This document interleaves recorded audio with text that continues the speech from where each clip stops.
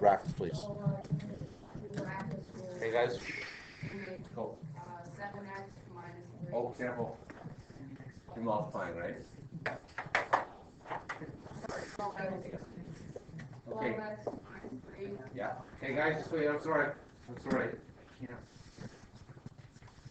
Please put down your phone. Thank you. Go ahead. 12x minus 3. Yeah. Minus 2x plus 4 plus 6x plus, or minus 15 equals 10. Wonderful. Okay, yes, now one thing that was really good, negative 2 times x is negative 2x, negative 2 times negative 2 is 4. Excellent. Okay, Anna, what do you do now, please, if anything? Rearrange it so that x is on one side and now x is on the other side. Good, okay, Tony. Sahil, stop talking, please. Sorry. Go ahead, so put all the x on the left, one on the right, please. 12x Yeah. minus 2x plus 6x Yeah. equals 10 plus 3. Wonderful. Okay, so what happened was all the x's ended up on the left, all the numbers on the right. When you bring something across the equal sign and flip signs. Luke, can you neaten this up for me? 10x minus to the left-hand side for the turns into. Yeah, 16x equals. And I don't even know what the right side is. 24. Oh yeah, 24. Then you divide by 16. Yeah. Okay, now this is not in those terms. Now I don't go through the hands up, but Julia, unfortunately, Spider-Man is at you. What is 24 over 16 please? 3 over 2. 3 over 2. Now, before class started, some student who shall remain nameless but has a 79.9% said to me, Mr. Sadler, I got 3 out over 2. Okay, is that right?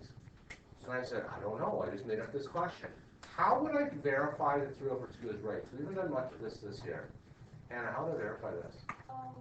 Find out the fractionals and decimals and increase it at the end. Yeah, you don't need to change it to a decimal, but yes, that would work. Everywhere you see an x at the beginning, change it to put in a 3 over 2 or put in a 1.5.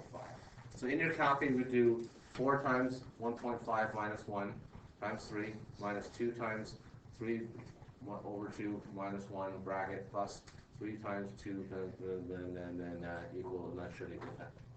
Okay, so you could sum it all in. And I see at least one gross up face at the back when you see that, okay? But when for complicated equations at the end of the row, you can just plug it in and see if it works. Yes. So if you changed it to, instead of 10, you changed it to 11, it would still work out? No, if this was 11 on the right, the bottom, no. The answer would be different. Right on, right on. If this was 11, this answer wouldn't be beautiful 24 over whatever, 3 over 2 would be like something messy. Right? Are we feeling relatively good about that before we move on to today's lesson? Yes. You know, wait. Hey guys. Go ahead. Sorry, it's okay. You good? Okay. You can erase this. Now, the way we're going to set up our notes for this unit, today's note is called graphing and Cartesian coordinates. Online people? Yes. And that's just what I was going to say here, okay?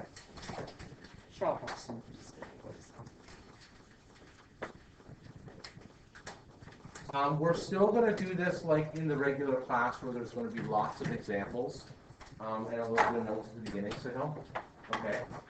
So I recommend writing the note part on paper. And as far as the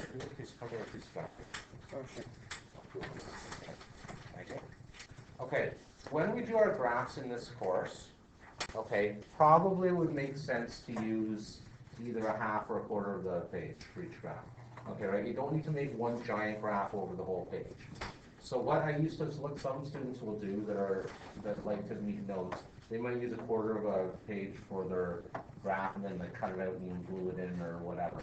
If you don't like that, what other classes do, they sort of draw this and have one graph here, one graph here, one graph here, one graph here, and then write like example 1, example 2, example 3, example 4. Okay, so they can sort of see what goes with what. Okay, either way will work. The nice way with that, you can also still use the back and the big graphs on one piece of paper. Okay. If you want to make them bigger graphs, use half and half. That works for me too. Okay, right. But we shouldn't. You probably in this course are not going to need the entire thing. Okay? Does that make sense what I said there? Okay. All right, so today we're going to talk about graphing in Cartesian coordinates. If you do not have graph paper, please elbow the person beside you for today, and you can borrow for today. That's all. Okay, Cartesian coordinates. Okay. So just on. Actually, this will actually be on your graph for this right there. I want to put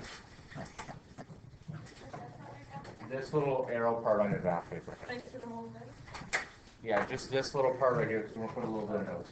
So you just need a little axis on the thing there. Has anyone ever seen this before in grade 8? Some people have, that's good. Okay. What this helps us label, this helps us to graph points and lines. In grade 9, we do a lot of graphic lines. In grade 8, I'm sure you did a lot of graphic lines, yes? Okay. I was just gonna ask, is it when you go, actually, no, I'll just. Okay. So this is what we call the Cartesian plane. Okay. This right here, on every graph that we do, you're going to need to list all of these things on your graph before you begin. Okay. So number one, what you're going to need is you're going to need a ruler to actually draw straight lines for these. Okay. Me, I was using my smartboard today, so I did not. If you did not use a ruler for example 1, shame on you, which you'll learn for the future.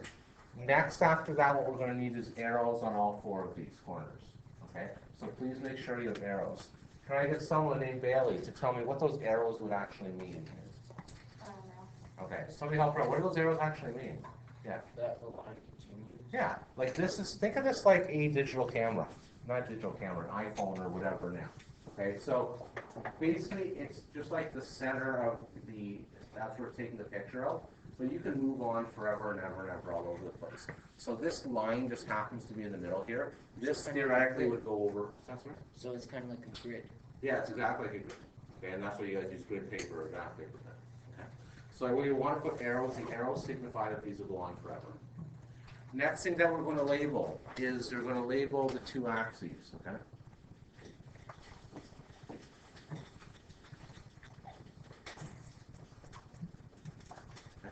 What that means that your x numbers are always going left and right.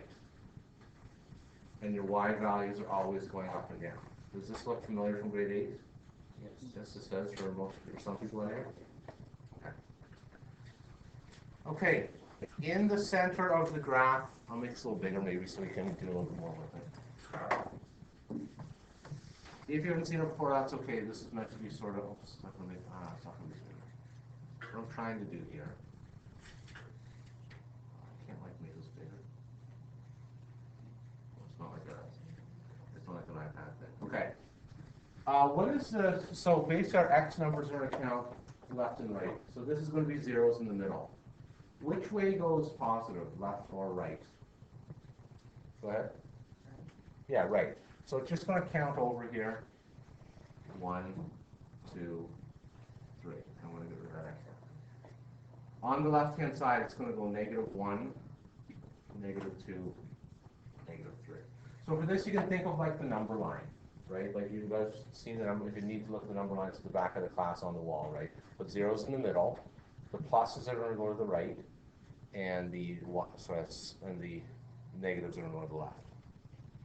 Okay, how do the y values work? Yeah, go ahead. When it's going up, you go up the numbers. Okay. Yeah. So think of this, the way I think of this is like a thermometer. Okay? So you think of it like a thermometer, right? Where it gets warmer, so it's going to get positive, and then smaller, it's going to get negative. Does this look somewhat familiar for most people? Yes? We're good? Yes. Okay, we're good? Okay, what I'd like you to do here right now is either on that graph, or I'm going to actually do this on my own graph paper and show you probably wants us to look on graph paper, okay? I have this beautiful digital graph paper, so I apologize because you're going to hate me for this, but my graph paper is quick and efficient, and it takes me about 10 seconds to draw a graph. It'll take you hours. I'm sorry for that.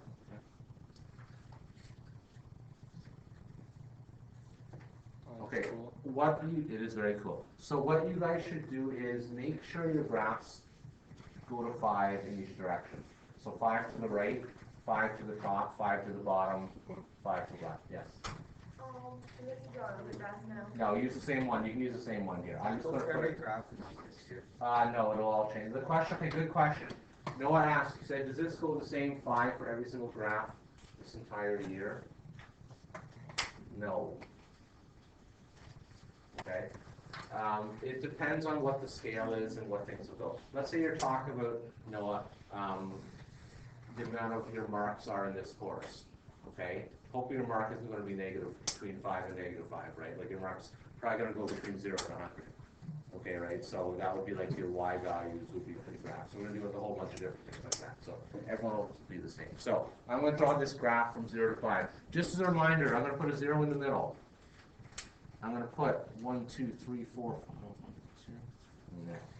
1, 2, 3, 4, 5. And there's my x-axis. There's -1, -2, -3.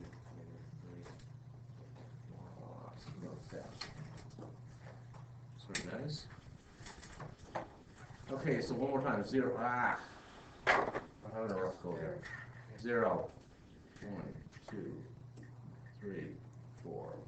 I want a little bit bigger. Can the 5 be on the same line as the arrow is? Yes. And that's really where it is, right?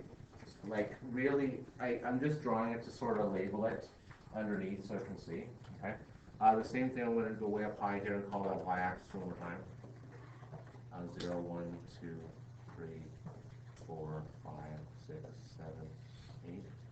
There will be people in this class, and I'm not going to name names, but I think you know who you are, okay, that like to skip their work and sort of be a little sloppy with their math. I know you don't do it on purpose, but you are. You will actually get a mark for writing the numbers on your graph. Okay, so take the time, you know what I'm talking about, I think. If you don't, you should, okay. Take the second time to actually, you will get a mark for, let's try it again. You will lose marks if you don't, okay, for that. Okay, so there's my graph on there. Okay, so that looks good. Every graph's going to look at that. I have arrows on all 4 corners, x-axis, y-axis. Example 1 is going to say, label the point, or label the following points.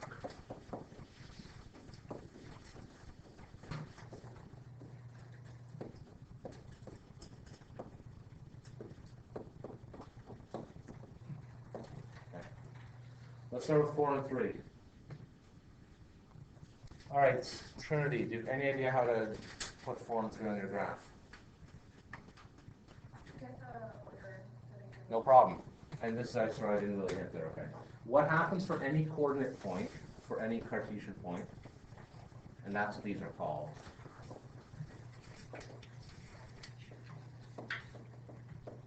It goes just x and y. But your x's come first and your y's come second. Good.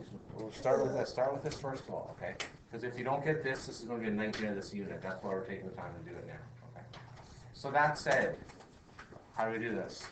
Yeah, go ahead, Trinity. In the top right. Yeah, it's in the top right. Did you, like, some teachers do this? Q1. Do you guys do this in grade 8? Q2, Q3, Q4?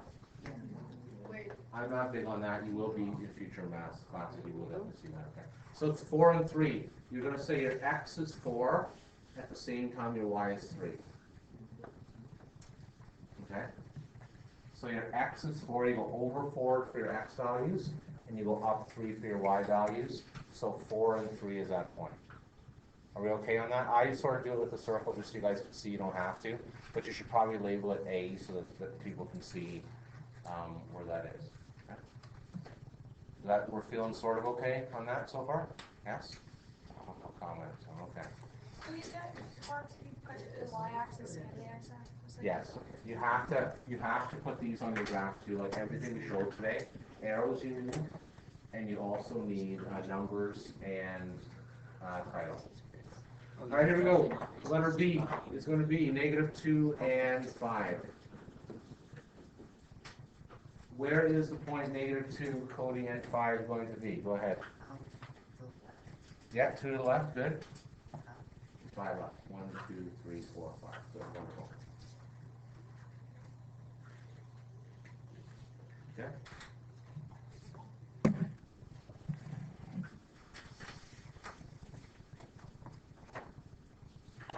right, Aiden, time for you to start. 3 and -1 is where? Bottom right, okay, so you're gonna go 3 to the right and 1 down. Okay, so see that? 3 to the right and 1 down. Please, if you don't, please ask questions, don't worry, there's probably a quarter of the class that says, I don't remember this from grade 8.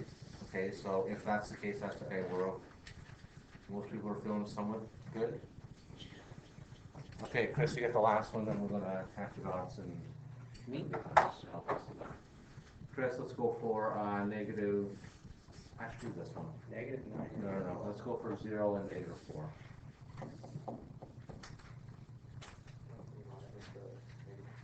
Yeah, on the line and down to -4, okay? So D is gonna be directly down here somewhere.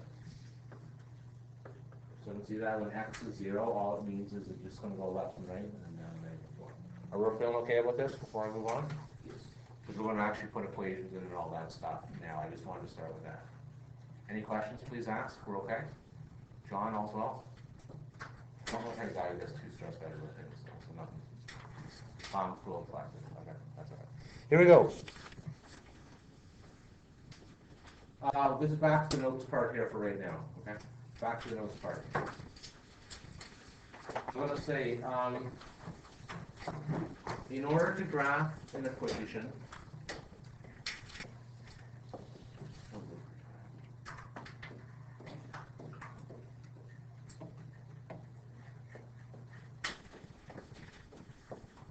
you have to make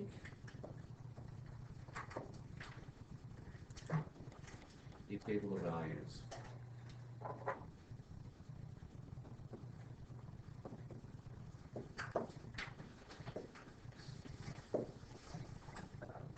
I'll say this allows you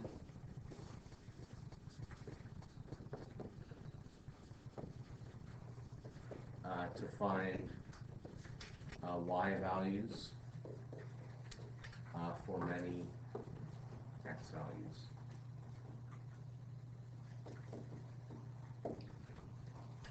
We're going to say to do this, replace, I'll get rid of that. Sorry, that's my book.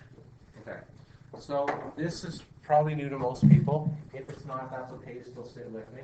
So what we're going to do is make a table of values today or a T-chart. Okay, you will be using this a lot in math all through high school. Okay, whenever you get to a new type of equation, graphing is probably the biggest thing you do in high school. Okay, so when you get to something, a new type of thing you haven't seen before, we're going to graph it. Okay, so when we get to something totally new that no one has ever seen before for a graph, this will hopefully wow you. Here we go. So I'm going to make a chart, so I'm going to say example 2. It's going to say, make a table of values and graph y equals x squared.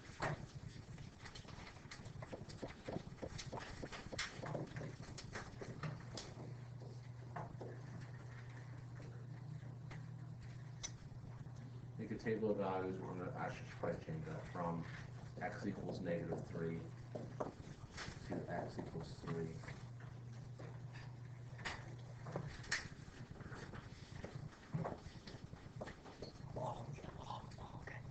Okay, I'm going to pause the video here because this is going on way too long, and then I will come back. We'll do this one as a class here because this one's a little tricky, okay?